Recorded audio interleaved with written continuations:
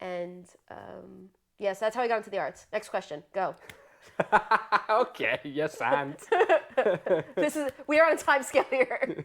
Okay, fair enough. Well, normally, so what I like to ask is, I'm always curious about cultural differences and stuff like Okay. that. So what's it, what is the difference that you've noticed, like in stand-up slash improv or just writing, whatever, between the UK or Scotland Ooh. and New York? Ooh. Because we try, I think, the UK tries to emulate some of the American stuff, but also it's proudly has its own identity when it comes That's to. true. I would say Glasgow, not all of Scotland, but Glasgow is actually really similar to New York. Like, probably the most similar place I've lived in that, like, people are really, there's this weird juxtaposition between nice and aggressive, both in Glasgow and in New York City. So, like, people generally are really nice, but they'll also, like, cut you with a glass bottle, right? It can happen. Like, yeah, either. there's a line that once you've crossed the line, then it's not like I'm just warning you now. Yeah. It's literally It's I you find will. a fucking square to go, pal. Like, it's Yeah, straight yeah, away. It's exactly.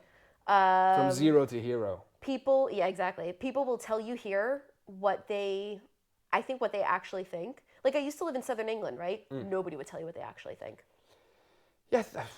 And I'm not good at guessing. I don't know unless somebody tells me what they're thinking.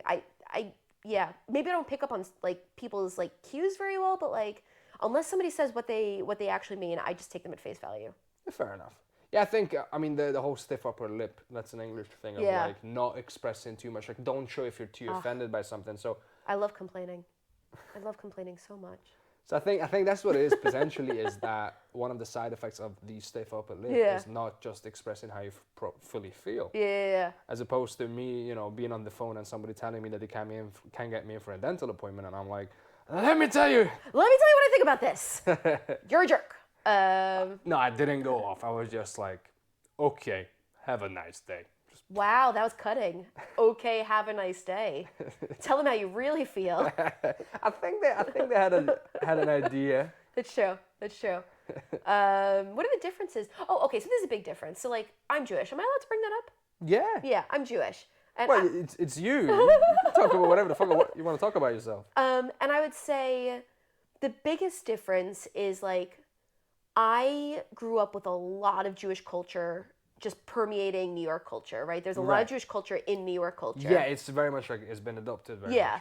And I didn't realize that until I didn't realize Jewish culture was like a part of New York culture until I moved away from New York, and then I was like, oh, not everybody like gets the Jewish holidays off at school automatically, or like there aren't kosher restaurants. Now I don't keep kosher, but like you wouldn't bat an eyelid at one in New York, whereas here it would be like, oh. Yeah, I mean, I think kosher specifically is very rare. Yeah. Like, I haven't seen it displayed on restaurants. Yeah.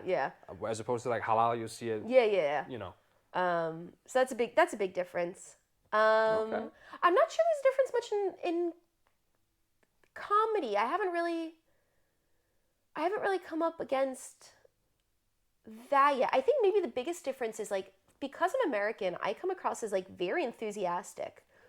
Whereas I don't feel very enthusiastic all the time, but people automatically assume I am. So like I'm engaged, but that's just how I've been trained. It's not because I actually care. Oh, okay. Okay. I don't mean about you. I mean, I'll stop now. Okay, no. I'm curious about this. So how does this engage but don't care work? Like, keep talking, lady. You can see I'm very engaged right now as well. Yeah, I think people assume, not that I don't care, but people assume because I'm American that I'm very enthusiastic about everything. Okay. I mean, I think, so the most commonly associated trait with Americans abroad is that they'll be loud. Oh yeah, I'm loud. Right? But so are Glaswegians. Glaswegians are not quite either. But I think abroad, like not anywhere you go, but fairly regularly you see like, oh, they're American. Yeah. But I think it's because America does sort of, not ingrain, but like a sense of, self-worth, and you got to take credit. Entitlement. No, I'm not wouldn't necessarily use entitlement. It can become entitlement in certain situations, and it's based on the individual, very much so as well. But it's more like, from East, like I know basically, like if you see Eastern Europeans, we don't really have a sense of self-worth, not regularly. Like you see a lot of us, Sure. we have the classic resting bitch face. Like this is a thing. Like like there's a whole thing. Like there's a meme like on TikTok, wherever I saw it was like, tell me you're Eastern European without telling me you're Eastern European, and just some guy going. Yeah, that's true. It's because we don't really have a language for self-worth and, just take pride in yourself. Whereas America definitely does. America definitely goes, you're amazing, you're number one. Yeah. Whereas you're the best at something. We kind of go, hey, calm down, yeah? Yeah. Don't get carried away. It's very much, be humble. I feel like the ideal is in between those two. Yes, and this is where my personal theory comes in. Yeah. Where I'm like, you can be, I'm actively trying to separate my self-worth from my other traits. Yeah. So I'm actively treating self-worth as a thing of its own. Yeah. Where I'm like, I'm not perfect. Yeah. Sometimes I say smart shit, sometimes I say dumb Yes. shit. Like that varies. And, you're never a finished product. There's always more to learn and more to do. But my worth, that's stable. I struggle so much separating my personal worth from my success in my hobbies. Yeah, that's why That is something I'm actively working on right now because, I love doing comedy. I love doing stand-up and improv and all those things. And I want to be able to love doing it regardless of whether I am valuable because of it. Do you know what I mean? Whether you do well in it or not. Yes. And then there's a whole thing, like even the language that we use, it's very confusing because when, I watched this guy called Patrick Bet-David. He's like a massive capitalist. He's originally from Iran, but he lives in the US, Sure. things like that. But he goes about, you need to increase your value in the marketplace. He'll say shit like this because, he's like a businessman.